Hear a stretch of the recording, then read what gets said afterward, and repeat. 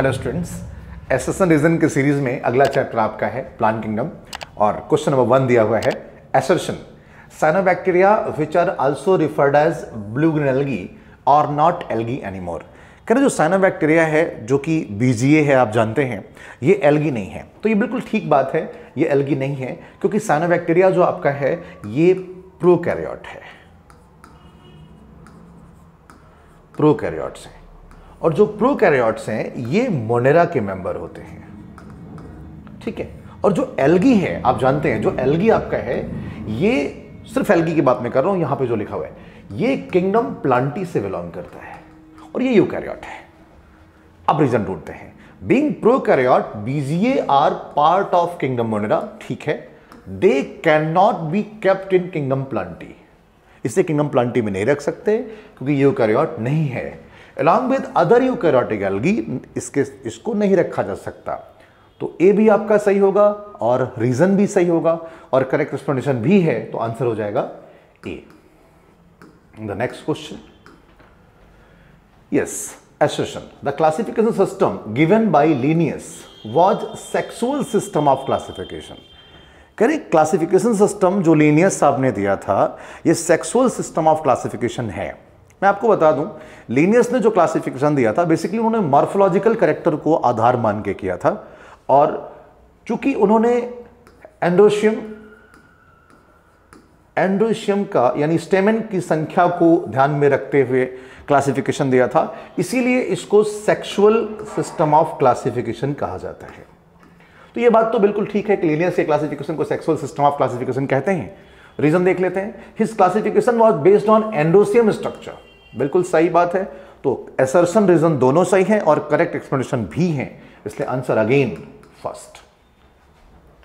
Next question, question number 3, assertion artificial system was equal weightage to vegetative, यानी artificial system में जो weightage दिया गया वो वेजिटेटिव कैरेक्टर को भी और सेक्सुअल कैरेक्टर को भी, दोनों को इक्वल वेटेज दिया गया और ये बात एक्सेप्टेबल नहीं थी, इसीलिए ये क्लासिफिकेशन बाद में नेचुरल सिस्टम ऑफ क्लासिफिकेशन से बदला गया, इसको रिप्लेस किया गया। समस्या क्या थी? दोनों को अगर इक्वल वेटेज दिया जाएगा तो हम ये जानते हैं कि वेजिटेटिव कैरेक्टर जो होता है ये एनवायरनमेंट से जल्दी प्रभावित होता है और सेक्सुअल कैरेक्टर एनवायरनमेंट से जल्दी प्रभावित नहीं होता है। तो इसलिए ये सेंटेंस हमारा ठीक हो गया कि चूंकि दोनों को इक्वल वेटेज दिया गया था इसलिए इसको एक्सेप्ट नहीं किया गया। रीजन में आएंगे, sexual character are more easily affected by environment. जी नहीं, ये सेक्सुअल कैरेक्टर नहीं सर, अभी मैंने आपको खुद बताया कि वेजिटेटिव कैरेक्टर जो है ये आसानी से प्रभावित होता है। तो आपका रीजन जो हो जाएगा ये गलत हो जाएगा और असर्शन आपका सही होगा, तो आंसर इज 3rd, ठीक है। नेक्स्ट क्वेश्चन पे चलते हैं, 4th, assertion cytotaxonomy used chemical constituent of the plant to resolve confusion which are used by taxonomists these days। कह रहे साइटोटैक्सोनॉमी जो है उसमें केमिकल कॉन्स्टिट्यूएंट का इस्तेमाल करता है, तो जी नहीं, केमिकल कॉन्स्टिट्यूएंट का इस्तेमाल कीमोटैक्सोनॉमी में किया जाता है। तो चूंकि हमारा पहला ही सेंटेंस गलत हो गया तो हमारे लिए आसान हो गई चीजें। assertion wrong, reason in cytotaxonomy all possible character are compared by sophisticated calculating machine and computers without giving emphasis of the particular character। तो सर ये सेंटेंस भी इस साइटोटैक्सोनॉमी का नहीं है। साइटोटैक्सोनॉमी में हम क्रोमोसोमल बिहेवियर, स्ट्रक्चर्स, इन सारी चीजों का ध्यान रखते हैं। तो assertion और रीजन दोनों गलत है, तो करेक्ट एक्सप्लेनेशन की बात ही नहीं आती, तो आंसर इज 4th यानी कि डी आंसर हो जाएगा। Next question, the question number 5, assertion algae are chlorophyllous, इसमें क्लोरोफिल होता है, थैलोइड बॉडी है यानी रूट स्टेम लीफ में डिफरेंशिएशन नहीं होता, लार्जली एक्वाटिक हैं, मेजॉरिटी ऑफ द केसेस में ये पानी में पाए जाते हैं, बिल्कुल ठीक बात है इनकी। और अगर आप थोड़ी सी बात और ध्यान देखें, they occurs in variety of habitat, तो algae are chlorophyllous, thalloid and largely aquatic organism, ये बात तो ठीक है। इनमें वैरायटी ऑफ हैबिटेट भी पाए जाते हैं, जैसे ये किसी के साथ सिम्बियोटिक भी हो सकते हैं, एल्गी मॉइस्ट स्टोन पे पाए जा सकते हैं, किसी एनिमल्स पे जैसे कि स्लॉथ बियर पे पाए जा सकते हैं। तो दोनों सेंटेंस सही है, बट आपस में कोई एक्सप्लेनेशन नहीं है। तो आंसर इज बी, दोनों करेक्ट है but not the correct explanation. Okay, question number, तो आंसर इसका बी हो जाएगा। Next question, question number 6, assertion algae show isogamy, anisogamy and oogamous, mode of syngamy। Algae में आइसोगैमस जिसमें दोनों गैमेट सिमिलर साइज के होते हैं, एनाइसोगैमस दोनों डिसिमिलर होंगे, oogamous जिसमें फीमेल बड़ा होगा और मेल छोटा होगा और मोटाइल नॉन मोटाइल दोनों हो सकते हैं। ये बात ठीक है कि एल्गी में तीनों पाए जाते हैं। जब बात रीजन की करेंगे तो क्लेमाडोमोनास में आइसोगैमी होती है, एनाइसोगैमी भी होती है। पुरानी एनसीईआरटी में दिया था, नई में दिया नहीं दिया, बट फिर भी होता है। whereas Volvox and Fucus so oogamous। Algae की अगर हम बात करें, हमने आपसे कहा एल्गी में तीनों होता है, क्लेमाडोमोनास में आइसोगैमी एनाइसोगैमी हो गया और फ्यूकस और वॉलबॉक्स में oogamous हो गया। तो सर तीनों आपको एक ही मतलब अलग अलग एल्गी में तीनों दिख गया। इसका मतलब एसेसन भी सही है, रीजन भी सही है, क्योंकि एल्गी में ये होता है। तो assertion and reason both are individually true and R is the explanation of A. तो answer is question number 7, assertion laminaria, fucus and dictyota are brown algae। Sir ये एग्जाम्पल है, आपको याद रखना है, तीनों आपके ब्राउन एल्गी के एग्जाम्पल हैं। और अगर सारे के सारे एग्जाम्पल पे आप जाएं तो इसे सेल्फ डिफेंस से याद कर सकते हैं। सारगासम, इक्टोकार्पस, लेमिनेरिया, फ्यूकस एंड डिक्टियोटा, ये 5 एग्जाम्पल हैं, उसमें से 3 दिया हुआ है, यानी सेंटेंस सही है। Reason, they have proper holdfast for the attachment. देखिए इस सेंटेंस का इससे कोई मतलब नहीं है, बिल्कुल अलग सेंटेंस दिया हुआ है। तो ए सही है, बी भी सही है। अगर आप देखेंगे तो इसमें लेमिनेरिया का मान लीजिए मैं स्ट्रक्चर बना दूं, ये इसका स्टाइफ है और ये इसका होल्ड फास्ट है, ये फ्रॉन्ड है, ये स्टाइफ है, ये होल्ड फास्ट है। अटैचमेंट के लिए ये पाया जाता है सबस्ट्रेटम से। सर सही बात है, एसेसन रीजन दोनों सही है, बट करेक्ट एक्सप्लेनेशन नहीं है। Answer is B. अब तक तो याद हो गया होगा। हाँ, एग्जाम में ऑप्शंस आप देख लीजिएगा, क्योंकि वो बदल जाता है, कभी कभी एक्सचेंज कर देता है। मेरे में फिक्स है, इसलिए मैं बार बार पढ़ नहीं रहा हूं, सिर्फ समझाने पे फोकस कर रहा हूं। Is that clear? And the question number 8, तो क्वेश्चन नंबर 7 का आंसर क्या किया हम लोगों ने? सेकंड। ठीक है, क्वेश्चन नंबर 8, असर्शन अगार, अगार अगार का नाम सुना होगा आपने। एल्जिन, अगार अगार कहां से मिलता है? जेलाडियम और ग्रेसिलरिया से मिलता है। एल्जिन ब्राउन एल्गी से मिलता है, कैरागिन रेड एल्गी से मिलता है। आर एल्गल प्रोडक्ट, ये सारे के सारे एल्गल प्रोडक्ट हैं। अगार, जेलाडियम ग्रेसिलरिया, एल्जिन ब्राउन एल्गी जिसे एल्जिनिक एसिड भी कहते हैं, कैरागिन रेड एल्गी से मिलता है जिसे कैरागिनिक एसिड भी कहते हैं। Reason, certain marine brown and red algae produces large amount of water holding substance. बहुत अच्छी बात लिखी है। मैं आपको बता दूं ये तीनों पॉइंट्स जो हैं, एल्गिन, अगार, कैरागिनिक एसिड, ये तीनों वाटर होल्डिंग कैपेसिटी रखते हैं। इन तीनों में वाटर को होल्ड करने की क्षमता पाई जाती है। ठीक है, तो चूंकि ये तीनों में वाटर होल्ड, ये जो तीनों एल्गल प्रोडक्ट हैं इनमें वाटर होल्डिंग कैपेसिटी है, और कहा भी गया है कि marine and brown and red दोनों एल्गी में वाटर होल्डिंग कैपेसिटी वाले सब्सटेंस पाए जाते हैं। तो सर ए भी सही है, आर भी सही है, और एक करेक्ट एक्सप्लेनेशन भी है। यहां पे बहुत कम लोग आंसर ए करते हैं, याद रखिएगा। तो बी आंसर नहीं करेंगे, यहां ए ही आंसर होगा। Don't confuse with this. Next question number 9, assertion green algae have a variety of chloroplast. Green algae में ढेर सारे क्लोरोप्लास्ट होते हैं, और ढेर सारे का मतलब यहां पे अलग अलग प्रकार के क्लोरोप्लास्ट होते हैं। यह बात ठीक है। हो सकता है वो डिस्क लाइक हो सकता है वो प्लेट लाइक हो सकता है वो कप शेप हो सकता है वो स्पाइरल हो सकता है वो रिबन शेप हो।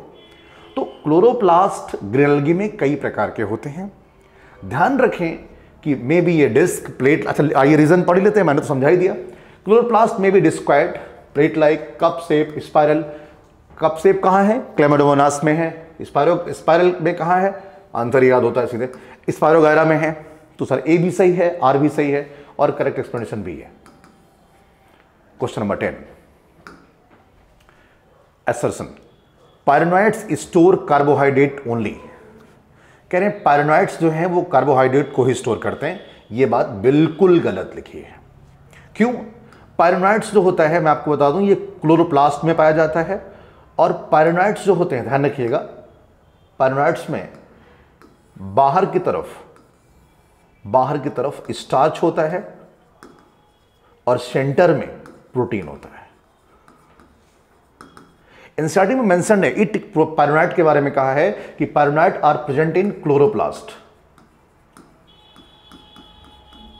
तो कह रहे साइटोप्लाज्म, तो ये भी गलत और कह रहे ये भी गलत। देखिए दोनों बात तो गलत है, आंसर आपका हो जाएगा डी, इसमें कोई संदेह नहीं है। लेकिन पायरोनाइट के बारे में थोड़ा सा एक लाइन बोल देता हूं। कहा गया है पायरोनाइट्स के बारे में, it contain protein besides starch. Protein centre पे है और स्टार्च सीट बाहर की तरफ है। ये स्टोरेज बॉडी है कहां? ग्रीन एल्गी में। Question number 11, yes assertion, brown algae vary in colour. Brown algae colour में वैरी करते हैं, जो कि ऑलिव ग्रीन से लेके वेरियस शेड तक हो सकते हैं ब्राउन के। आप एक बात जान लें, जो ब्राउन एल्गी है,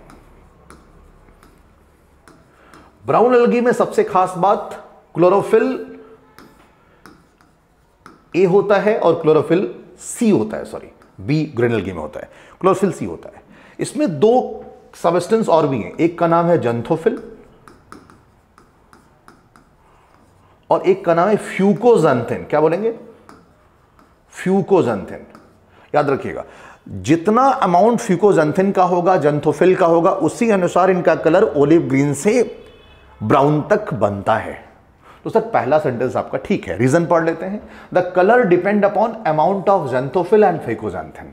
ध्यान रखेंगे, जो कलर आपका है वो जंथोफिल और फ्यूकोजैंथिन के अमाउंट पे, कंसंट्रेशन पे डिपेंड करता है। तो ए भी सही एंड आर भी सही, करेक्ट एक्सप्लेनेशन भी है। आंसर क्या दे देंगे? फर्स्ट। ओके, टिक कर लीजिएगा। नेक्स्ट क्वेश्चन पे चलते हैं। Question number 12, assertion, red algae generally multicellular होते हैं and some of them have a complex body organisation. ठीक है, जनरली रेड एल्गी मल्टीसेलुलर ही होते हैं और कुछ में कॉम्प्लेक्स बॉडी ऑर्गेनाइजेशन भी है। एनसीईआरटी एग्जैक्ट लाइन है और सेंटेंस आपका ठीक है। Reason, their reserve food is very similar to amylopectin and glycogen. अब देखिए यहाँ पे दो सवाल उन्होंने छोड़ भी दिया है जो आपको पता होना चाहिए। तो पहली बात तो असर्शन अलग बात लिखा है एकदम, जिसका रीजन से कहीं कोई दूर दूर तक का नाता नहीं है। तो आप ये जान लें कि बस ये देखना है कि रीजन सही है कि नहीं। असर्शन तो मैंने कह दिया सही है। रीजन में रिजर्व फूड मटेरियल एमाइलोपेक्टिन और ग्लाइकोजन के सिमिलर है। पहली चीज, रिजर्व फूड मटेरियल है कौन, ये देखने वाली बात है। तो सर यहां पे स्टार्च नहीं है, यहां पे फ्लोरिडियन स्टार्च है। और आप जान लें आज कि फ्लोरिडियन स्टार्च जब आयोडीन के साथ ट्रीट किया जाता है, तो ध्यान रखेंगे फ्लोरिडियन स्टार्च जब आयोडीन के साथ ट्रीट किया जाता है तो देख लीजिएगा ये रेड कलर देता है। क्या देता है? रेड कलर देता है, और दैट इज रेड कलर। और एक बात और, ये जो एमाइलोपेक्टिन और ग्लाइकोजन है सर, ये दोनों भी आयोडीन के साथ रेड कलर देते हैं। तो बात परफेक्ट हुई कि floridean starch is the storage body, storage structure कहां पे? रेड एल्गी में। और दूसरी इंपॉर्टेंट बात, सबसे अच्छी बात क्या है, ये एमाइलोपेक्टिन और ग्लाइकोजन के सिमिलर है। तो असर्शन भी सही, रीजन भी सही। क्यों सिमिलर है ये भी पेज नंबर 33 पे एनसीईआरटी में पुरानी वाले में आप देख सकते हैं, ये बात मेंशन्ड है। तो आपका असर्शन भी सही हो जाएगा, रीजन भी सही होगा, बट कंडीशन है यहाँ पे करेक्ट एक्सप्लेनेशन नहीं होगा, इसलिए आंसर क्या हो जाएगा? बी। नेक्स्ट, तो चेक कर लिया आपने, आंसर बी होगा। करेक्ट एक्सप्लेनेशन है नहीं है, बस ध्यान रखना है, B. Question number 13, yes assertion, bryophyte plays an important role in plant succession on barren rocks hills। देखिए सर एनसीईआरटी में आपने पढ़ा होगा कि जो ब्रायोफाइट्स होते हैं ये लाइकेन के साथ मिलके कोई ऐसी चट्टान जहां आज के पहले जीवन नहीं था, वहां पे भी लाइफ को ओरिजिनेट करा देते हैं, प्लांट धीरे धीरे ग्रो करने लगता है। तो ये प्लांट सक्सेशन में जहां पे कल को बालू का टीला था, चट्टान थी, वहां भी प्लांट ओरिजिन कर लेते हैं। तो ये बात ठीक है, पहला सेंटेंस आपका सही हो गया।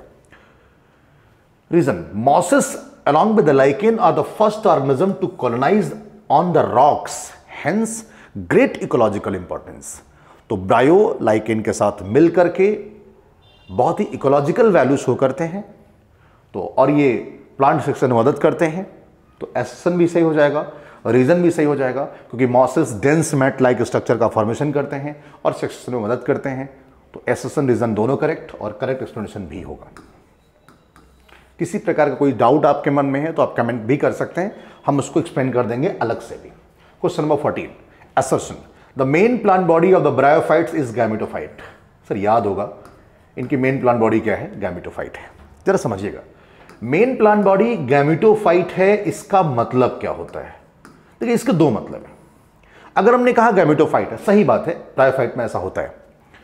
गैमेटोफाइट अगर है, इसका मतलब क्या हुआ कि इनकी बॉडी हैप्लॉयड है, पहली बात, एक सवाल आता है। दूसरा, इनकी बॉडी गैमीट ही बनाएगी। डायरेक्टली मैं बोल रहा हूं, गैमेटोफाइट डायरेक्टली गैमीट बनाता, इसलिए उसको गैमेटोफाइट कहते हैं। आइए रीजन ढूंढते हैं। The main plant body of the bryophyte is haploid and the produces gamete, इसलिए इसे गैमेटोफाइट कहते हैं। तो एसोसिएशन भी सही, रीजन भी सही एंड करेक्ट एक्सप्लेनेशन भी। तो answer first.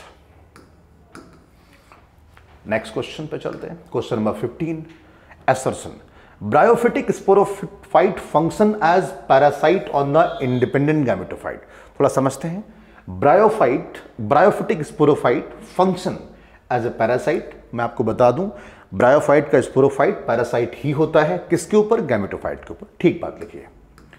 Bryophytic sporophyte is not free living, ये फ्री लिविंग नहीं है, but attach to photosynthetic gametophyte and derives nourishment from it. दो बातें, ब्रायोफाइट का स्पोरोफाइट डिपेंडेंट होता है गैमेटोफाइट पे, पैरासिटिक होता है और उससे नरिशमेंट लेता है। दोनों में यही बात लिखी है, दोनों में एक्सप्लेन किया गया है कि क्यों पैरासिटिक है, कैसे पैरासिटिक है, कैसे नरिशमेंट लेता है। तो एसोसिएशन भी सही है, रीजन भी सही है और करेक्ट एक्सप्लेनेशन भी होगा। आंसर इज फर्स्ट, टिक कर लीजिएगा। Question number 16, in general bryophytes of little economic importance, मतलब इन जनरल अगर बात करें तो ब्रायोफाइट्स जो हैं वो लिटिल इकोनॉमिक इंपॉर्टेंस शो करते हैं। एनसीईआरटी ने इसी के आगे कहा है, बट आप एनसीईआरटी चेक करिएगा, in general bryophytes are of little economic importance. Bryophytes कम इकोनॉमिक इंपॉर्टेंस शो करते हैं। आंसर ने कहा है, but some mosses provide food for herbaceous organism. Sphagnum जैसी स्पीसीज जो है वो पीट प्रोवाइड करती है। स्फैग्नम स्पीसीज को हम ट्रांसशिपमेंट में यानी नर्सरी के ट्रांसपोर्ट में भी इस्तेमाल करते हैं, जिससे कि उसकी नमी ना चली जाए, because of good water holding capacity. देखिए सर, दो बातें हैं, ये लिटिल इकोनॉमिक इंपॉर्टेंस शो करते हैं, लेकिन ये हर्बेसियस ऑर्गेनिज्म को भोजन भी प्रोवाइड करते हैं, ये स्फैग्नम का इस्तेमाल भी करते हैं। तो सर पहला सेंटेंस अलग है, दूसरा सेंटेंस अलग है, दूसरा कोई आपस में रिलेशन नहीं है। तो ए भी सही है, आर भी सही है और करेक्ट एक्सप्रेशन नहीं है। आंसर इज बी, ध्यान रखिएगा। Question number 17, asexual reproduction in liverworts takes place by fragmentation of thalli or by the formation of specialized structure called gamma। देखिए asexual reproduction एसेशन में मेंशन है कि ये फ्रेगमेंटेशन से होता है अथवा गैमा के फॉर्मेशन से होता है। आप ये जान लें, एसेशन इसका बिल्कुल ठीक है। रीजन, गैमा आर ग्रीन और करें यूनिसेलर, जी नहीं, गैमा आर मल्टीसेलर। अब जैसे मल्टीसेलर कहा और यूनिसेलर है लिखा है यहां पे, तो सर ये सेंटेंस तो गलत हो गया ना। तो एसर्शन सही और रीजन गलत। आंसर क्या हो जाएगा, थर्ड। गैमा मल्टीसेलर होते हैं, एसेक्सुअल बर्ड होते हैं, गैमा कप में ओरिजिनेटेड होते हैं और बाद में डिटैच हो जाते हैं और नया ऑर्गेनिज्म का फॉर्मेशन कर लेते हैं। तो answer is third. Question number 18, assertion, pteridophytes are found in cool, थोड़ा सा ठंडा, डैम्प थोड़ा सा दलदली, सैडी थोड़ा सा छायादार, बिल्कुल करेक्ट बात है। तो pteridophytes are found in cool, damp and shady places, but एक बात और भी है, it also present in sandy soil. Sandy soil में भी ग्रो करते हैं, काफी स्पेशल बात है, कमी लोगों को याद रहती है और इसी पे सवाल बना दिया। Pteridophytes are absent in sandy soil, जी नहीं, pteridophytes present in sandy soil. तो भैया ए आपका सही, आर आपका गलत, फर्स्ट सेकंड से कोई मतलब नहीं रहा। आंसर इज थर्ड, ठीक है। Next question number 19, assertion, pteridophytes में पजेस,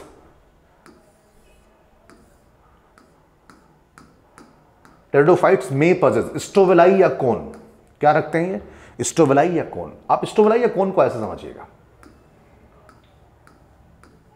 ये स्पोरोफिल्स पे स्पोरेंजिया का पाया जाना, इसे हम कोन कहते हैं।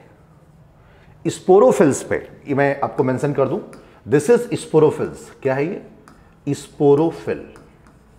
और इस स्पोरोफिल में ये जो ये दिख रहा है आपको, this is what? This is sporangia. ठीक है। और ये पूरा क्या है? हमारा कोन है। क्या है बेटा? कोन है। तो सर यस, टेरिडोफाइट्स में पोजेस स्टोवेलाई और कोन। किस में है? सिर्फ दो लोगों में, सेलेजिनेला एंड इक्विसेटम की बात करते हैं। रीजन देखते हैं। स्टोवेलाई और cone of pteridophyte have sporophylls, ठीक है, जिसमें स्पोर्स प्रोड्यूस होते हैं आफ्टर स्पोरिक मेयोसिस। तो sir first and second both are correct and both are well explained as well. Answer is first. ठीक है। Next 20 assertion some pteridophytes exhibit events that is precursor of seed habit। देखिए कुछ ऐसे sporophytes हैं, pteridophytes के जो member हैं, कुछ लोग ऐसे हैं जिनमें हेट्रोस्पोरस कंडीशन पाई जाती है। वैसे हेट्रोस्पोरस प्रॉपर्टीज जिम्नोस्पर्म और एंजियोस्पर्म की है। हेट्रोस्पोरस जिसमें सेलेजिनेला, सेल्विनिया, मार्सिलिया एग्जाम्पल हैं, और इन सब में सीड हैबिट पाई जाती है। होता क्या है? सेलेजिनेला में फीमेल गैमेटोफाइट रिटेन्ड रहती है पेरेंटल स्पोरोफाइट में वेरिएबल पीरियड के लिए, जिससे एम्ब्रियो का डेवलपमेंट प्रॉपर हो जाता है। तो ध्यान रखने वाली बात है कि कुछ टेरिडोफाइट्स ऐसे हैं जिनमें सीड हैबिट पाई जाती है, ये सही बात है। सेलेजिनेला में फीमेल गैमेटोफाइट रिटेन करता है, और ध्यान रखें एम्ब्रियो बनने के लिए रुकना ही पड़ेगा, तभी डेवलपमेंट की बात हम सोच सकते हैं। तो दोनों एक दूसरे को प्रॉपर एक्सप्लेन कर रहे हैं, प्रॉपर करेक्ट हैं। Answer is first. कोई कंफ्यूजन नहीं होनी चाहिए। एक सवाल और भी अच्छा पूछा जाता है, सीड हैबिट की शुरुआत कहां से होती है? तो टेरिडोफाइटा से होती है। हेट्रोस्पोरस कंडीशन किसकी प्रॉपर्टी है? तो जिम्नो एंजियो की है। टेरिडोफाइट की प्रॉपर्टी नहीं है, but present in some pteridophytes as well. लेकिन मैं ये नहीं कह रहा हूं कि सीड बनता है, प्रिकर्सर है, शुरुआत है। Next question 21 assertion gymnosperm are naked seed plant. सही बात है, जिम्नोस्पर्म नेकेड सीड प्लांट है। इसका जो ओब्यूल है फर्टिलाइजेशन करके, ध्यान रखना, फर्टिलाइजेशन करके सीड में कन्वर्ट होता है। बट सवाल क्या है? सर ओब्यूल पे भी कवरिंग नहीं है और सीड पे भी कवरिंग नहीं है, फर्टिलाइजेशन के पहले भी कवरिंग नहीं है, फर्टिलाइजेशन के बाद भी कवरिंग नहीं है। तो ये बात तो आपकी ठीक हो गई। रीजन में in gymnosperm the ovule are not enclosed by ovary wall. ठीक है, ओवरी वॉल ही नहीं है तो कहां से कवरिंग आएगी? एंड दे रिमेन, ध्यान रखना, एक्सपोज्ड, ये हमेशा एक्सपोज रहते हैं बिफोर एंड आफ्टर फर्टिलाइजेशन। यही बात मैंने एक्सप्लेन करी कि ओब्यूल कल को फर्टिलाइजेशन के बाद सीड में कन्वर्ट होता है, ओवरी वॉल नहीं होती है। नेकेड क्यों है सीड जिम्नोस्पर्म का? इसलिए नेकेड है क्योंकि पहले भी कवरिंग नहीं थी और बाद में भी कवरिंग नहीं है। तो एसेसन भी सही, रीजन भी सही एंड करेक्ट एक्सप्लेनेशन भी होगा। तो आंसर इज फर्स्ट। सारी एनर्जी समझने में लगाएंगे, ऑप्शन पढ़ने में नहीं। Question number 22 assertion the roots in gymnosperm may have symbiotic association। Doctor साहब याद रखिएगा, जो जिम्नोस्पर्म होते हैं इनकी जो रूट्स होती हैं वो कुछ मेंबर के साथ मिल करके माइकोराइजा का फॉर्मेशन करती हैं। माइकोराइजा बनता है पाइनस में। कहां पे? पाइनस में माइकोराइजा। यानी कि जो रूट्स हैं जिम्नोस्पर्म की, ये फंगल एसोसिएशन के साथ मत जुड़ेंगी और माइकोराइजा का फॉर्मेशन करेंगी। ये रूट ऐसे भी हैं, कुछ ऐसी भी रूट्स पाई जाती हैं साइकस में, जिसे हम कोरोलॉइड रूट में शॉर्ट में लिख रहा हूं, जिसे हम कोरोलॉइड रूट कहते हैं। तो रूट्स इन जिम्नोस्पर्म में बी सिम्बियोटिक। सिम्बियोटिक का मतलब जिसमें दोनों को फायदा मिलता हो। पाइनस सो माइकोराइजा, करेक्ट, बिल्कुल सही। साइकस के पास कोरोलॉइड रूट है, यही मैंने आपको बताया, और इसमें नाइट्रोजन फिक्सेशन होता। अब सवाल क्या है? फंजाई वाटर और न्यूट्रिएंट देगा, पाइनस बदले में रहने की जगह देगा, भोजन दे देगा। साइकस के साथ भी यही कहानी होती। डिटेल में जाने के लिए आप प्लांट किंगडम पढ़ सकते हैं। तो सर इनमें सिम्बियोटिक रूट्स पाई जाती हैं, सिम्बियोटिक एसोसिएशन पाया जाता है। और आपको बता दूं चैप्टर नंबर 11 में, जो कि अब सिलेबस में नहीं रहा, ट्रांसपोर्ट इन प्लांट, और साफ साफ लिखा है कि पाइनस का सीड बिना माइकोराइजा के ग्रो ही नहीं कर सकता। इतनी जरूरत है। अगर माइकोराइजा नहीं मिलेगा, फंजाई नहीं मिलेगा, तो पाइनस का जर्मिनेशन ही नहीं होगा, कहानी खत्म। तो सर अब तो आंसर आप खुद ही निकाल लेंगे। Both assertion and reason correct and explanation as well। तो answer is a. Question number 23 assertion the male and female cone may be born on same tree। अगर सेम ट्री पे आएगा तो मोनोसियस। ऐसा कहां होता है? पाइनस में। अगर डिफरेंट ट्री पे होंगे तो इसे बोलेंगे डायोसिस। ऐसा कहां होता है? साइकस में। भूल जाए मान लीजिए तो पीएम बड़ा होता है, P for Pinus, M for monoecious, याद रखिएगा। तो पाइनस क्या होगा? Monoecious, whereas Cycas is dioecious. Explanation है सर। अगर मेल फीमेल डिफरेंट बॉडी पे हैं, डिफरेंट बॉडी पे हैं, तो आप उसे बोलेंगे डायोसिस। सेम पे हैं तो मोनोसिस। और मोनोसिस कहां पाया जाता है? पाइनस में। और साइकस में क्या पाया जाता है? डायोसिस। सर असर्शन भी सही, रीजन भी सही और करेक्ट एक्सप्लेनेशन भी होगा। Answer is first. जो बोला है वही लिखा हुआ है।